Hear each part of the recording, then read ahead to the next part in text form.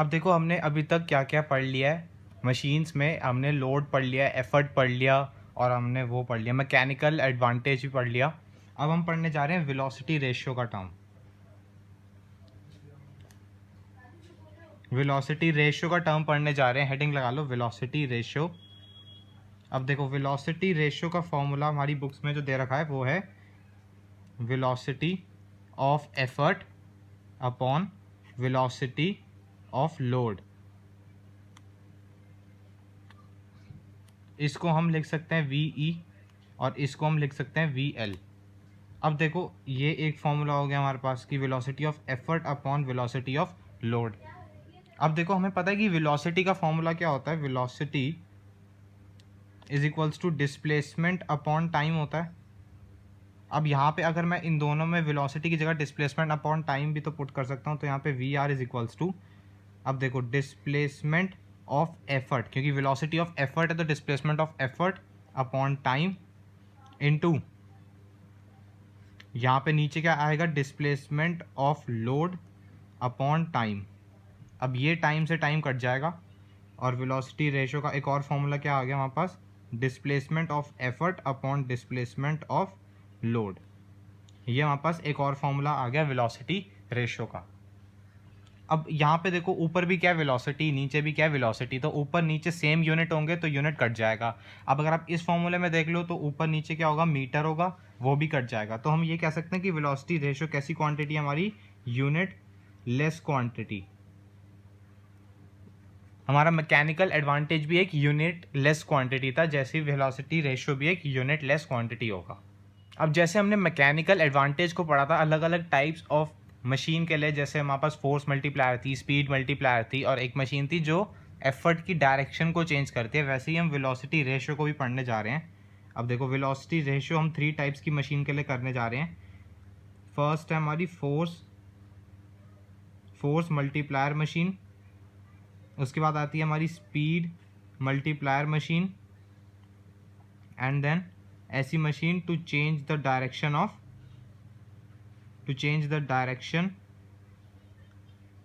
Of effort.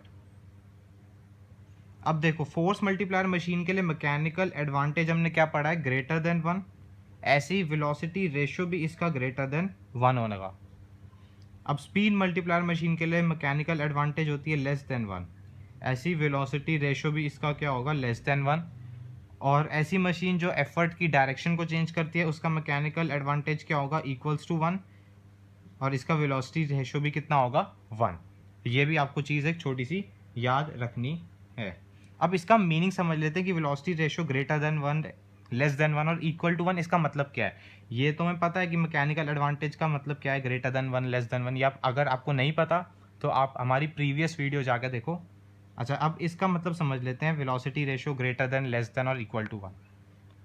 अब देखो velocity ratio जब ग्रेटर देन 1 है इसका मतलब क्या है, देखो वेलोसिटी रेशियो का फॉर्मूला क्या होता है, velocity of effort upon velocity of load. ये ग्रेटर देन 1 होगा, इसको क्रॉस मल्टीप्लाई करोगे तो velocity of effort is greater than velocity of load. इसका मतलब क्या है कि एफर्ट की वेलोसिटी ज़्यादा होगी एज कम्पेयर टू लोड की वेलोसिटी। अच्छा इसका एक और मतलब भी निकाला जा सकता है कि अगर वेलोसिटी रेशियो ग्रेटर देन 1 है, that means I can also say that displacement of effort upon displacement of load is greater than 1। इसको ऊपर क्रॉस मल्टीप्लाई करोगे तो ये displacement of effort is greater than displacement of load. ये भी एक conclusion है। ये जो कंक्लूजन है ना मैं किस लिए करा रहा हूँ, ये एग्जाम में आपको एमसीक्यू के क्वेश्चन अगर आएंगे तो उसमें दिखेगी, ऐसे क्वेश्चंस एमसीक्यू में बन सकते हैं। अब देखो वेलोसिटी रेशियो लेस देन 1 की बात कर लेते हैं। ये किसके लिए होता है, स्पीड मल्टीप्लायर मशीन के लिए। इसका मतलब क्या होगा, V E upon V L is less then 1। इसको ऊपर क्रॉस मल्टीप्लाई करोगे तो यहाँ पे velocity of effort is less then velocity of load. ये एक कंक्लूजन है यहाँ से। सिमिलरली यहाँ से D E upon D L is less then 1 भी कह सकते हैं हम, ये इसका दूसरा फॉर्मूला है। इसको क्रॉस मल्टीप्लाई करोगे तो D E is less than D L, तो यहाँ पे एफर्ट की डिस्प्लेसमेंट कम होगी as in comparison to load की डिस्प्लेसमेंट। अब वेलोसिटी रेशियो इक्वल्स टू 1 का मतलब क्या होगा, V E is equals to V L. ये जब ऊपर भेजोगे और यहाँ पे इक्वल टू का साइन आएगा तो वेलोसिटी ऑफ एफर्ट और वेलोसिटी ऑफ लोड दोनों बराबर होगा, और यहाँ पे क्या होगा, D E is equals to D L. ये दोनों बराबर होंगे। ये कहाँ पे होगा? ऐसी मशीन के लिए जो एफर्ट की डायरेक्शन को चेंज करती है, जैसे हमारी पुली थी। स्पीड मल्टीप्लायर में सीजर हो सकता है, नाइफ हो सकता है, और फोर्स मल्टीप्लायर में कार लिफ्टिंग जैक हो सकता है। यह सब कंक्लूजन्स आपको एमसीक्यू टाइप क्वेश्चन में मिल सकती हैं। अब यहाँ पर नोट करने वाली एक बात है, एक बहुत इंपॉर्टेंट चीज़ है कि V R, that means velocity ratio of any machine is fixed, या हम कांस्टेंट भी कह सकते हैं। बट अगर मैं बात करूँ मैकेनिकल एडवांटेज की, तो दिस कैन बी वेरिएबल, मतलब ये चेंज हो सकता है। Velocity ratio of any machine is fixed, एक मशीन का वेलोसिटी रेशियो हमेशा फिक्स रहता है। अब जैसे इंपॉर्टेंट चीज़ है, इसको हाईलाइट कर लो, एमसीक्यू में बन सकता है आपके लिए सवाल। अब जैसे मान लो आपके पास क्वेश्चन है कि which of these remains constant for a machine, इनमें से कौन सी चीज़ ऐसी है जो कांस्टेंट रहेगी? Option A mechanical advantage, option B velocity ratio, option C हो गया जैसे मान लो एफिशिएंसी। अभी ये बताऊंगा क्या होती है एफिशिएंसी। और ऑप्शन डी आ गया मान लो आउटपुट। तो अभी मैंने बताया एक पर्टिकुलर मशीन के लिए क्या कांस्टेंट होता है? Velocity ratio. तो ऑप्शन बी हो जाएगा आपका राइट आंसर। ठीक है, तो velocity ratio is constant for a particular machine, और ये याद रखना है। अब हम चलते हैं एफिशिएंसी पर। हेडिंग लगा लो, एफिशिएंसी ऑफ अ मशीन। अब efficiency of a machine, efficiency का मतलब क्या होता है? हाउ मच गुड, मतलब एक मशीन है वो कितनी अच्छी तरीके से आपको काम करके दे रही है या आपको आउटपुट दे रही है, उसको हम एफिशिएंसी कहते हैं। एफिशिएंसी को ईटा से डिनोट किया जाता है। ईटा एक सिंबल है, ग्रीक सिंबल। ऐसे ये एन बनाते हो, इसकी नाक को ऐसे लंबी कर दो, ये ईटा हो गया। इसको हम एफिशिएंसी कहते हैं। ठीक है, तो ईटा का फॉर्मूला या एफिशिएंसी का फॉर्मूला क्या है?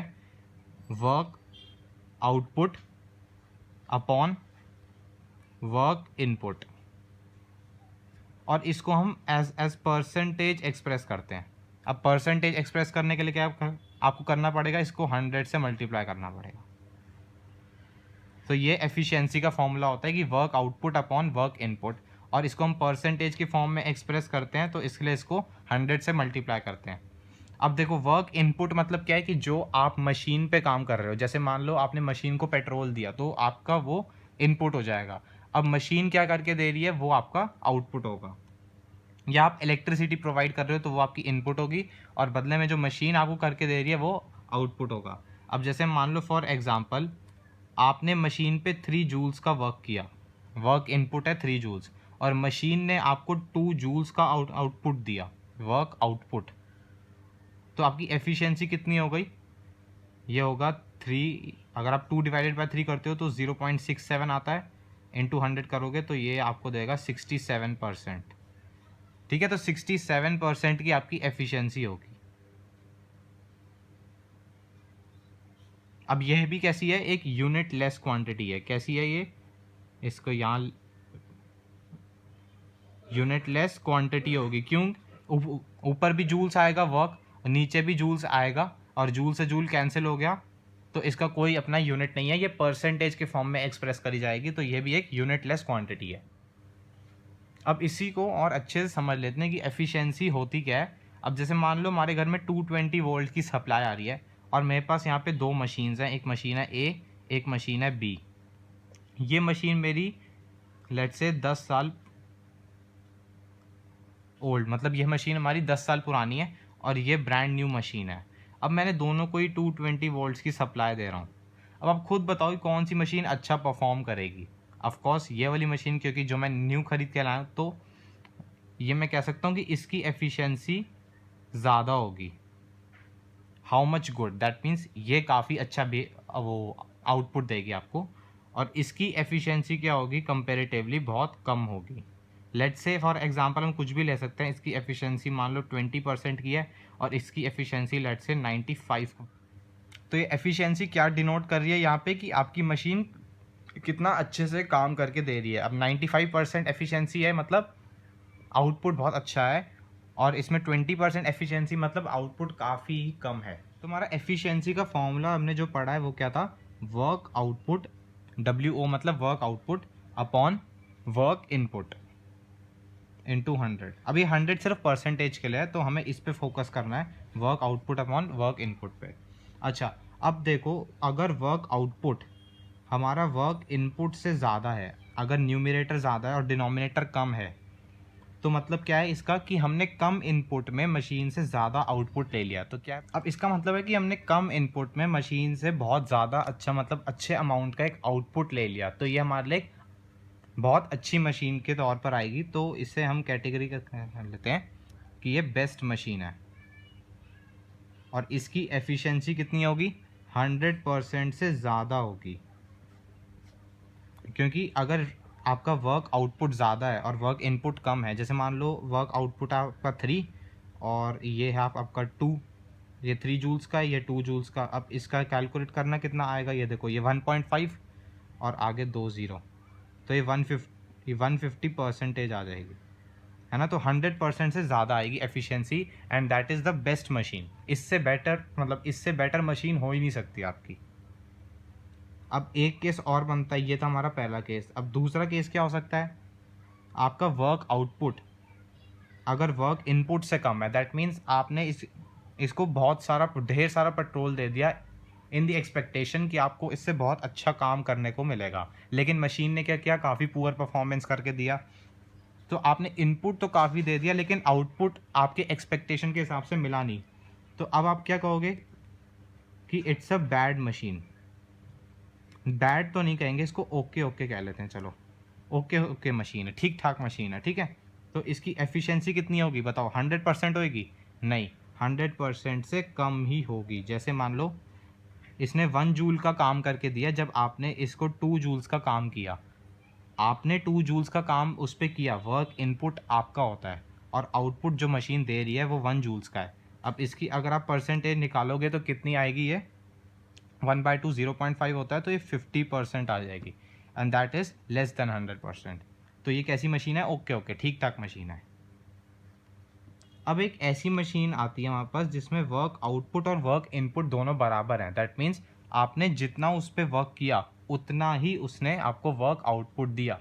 अब जैसे मान लो आपने जितना चैप्टर पढ़ा उतना ही एग्ज़ाम में आया, तो आप तो लकीली मतलब अच्छे नंबर पास कर लोगे। अब यहाँ पे क्या था, आपने बहुत सारा पढ़ा लेकिन आपके तब भी नंबर नहीं आए, आपका इनपुट बहुत ज़्यादा था लेकिन आपका आउटपुट हुआ नहीं इतना। तो आपने यहाँ पे खूब ढेर सारा पढ़ा लेकिन तब भी आपके मार्क्स इतने नहीं आए। यहाँ पे क्या था, आपने कम पढ़ाई करी, इनपुट कम था लेकिन आउटपुट ज़्यादा हो गया, दैट मीन्स मार्क्स अनएक्सपेक्टेडली काफ़ी अच्छे आ गए। अब यहाँ पे क्या है, आप आपने जितना पढ़ा उसके एक्सपेक्टेडली मार्क्स भी उतने ही आए। तो यहाँ पे ये कैसी मशीन कहते हैं इसको, आइडियल मशीन। इसको हम क्या कहेंगे, आइडियल मशीन। और इस केस में एफिशिएंसी कितनी होगी, एग्जैक्टली 100%। अब आपके एग्ज़ाम में जो क्वेश्चन आएगा ना वो आइडियल मशीन पे ही आएगा, तो वो पूछेगा कि आइडियल मशीन होने की कंडीशन बताओ, आइडियल मशीन होने की कंडीशन बताओ क्या है। तो आइडियल मशीन की कंडीशन क्या होती है कि work output should be equals to work input. अभी हमने देखा था कि आइडियल मशीन किसे कहते हैं, जिसमें वर्क आउटपुट और वर्क इनपुट दोनों बराबर हैं। तो आपके एग्जाम में वो आपसे कंडीशन पूछ सकता है कि आइडियल मशीन कब हम कहते हैं, तो जब आपका मशीन का वर्क आउटपुट और वर्क इनपुट दोनों बराबर होते हैं। In that particular case that machine is said to be an ideal machine. या हम ये भी कह सकते हैं कि output energy is equals to input energy. Output energy is equals to input energy. इस पर्टिकुलर केस में भी हम आइडियल मशीन ही कहते हैं इसको। अब क्यों कहते हैं, क्योंकि वर्क और एनर्जी इंटर रिलेटेड है। मैंने आपको वर्क एनर्जी चैप्टर में भी पढ़ाया है कि work and energy are interrelated. तो यहाँ पे आउटपुट एनर्जी और इनपुट एनर्जी जब दोनों ही इक्वल हों in that particular case machine is said to be ideal. इसका मतलब क्या है कि आपने जितनी एनर्जी मशीन को दी, in the form of electrical energy हो सकती है, हीट एनर्जी, पेट्रोल के फॉर्म में आप दे सकते हो, उतना ही मशीन ने आपको आउटपुट करके दिया। आप जितना घर से पढ़ के गए उतना ही आपने एग्ज़ाम में किया और उसके एक्सपेक्टेडली ही मार्क्स आए। तो आप ऐसे इसको समझ सकते हो इजीली।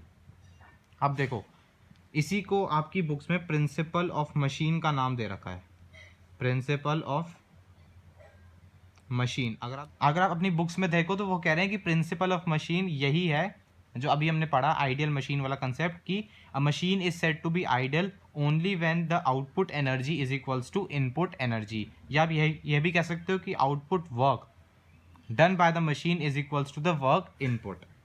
यही प्रिंसिपल ऑफ मशीन है।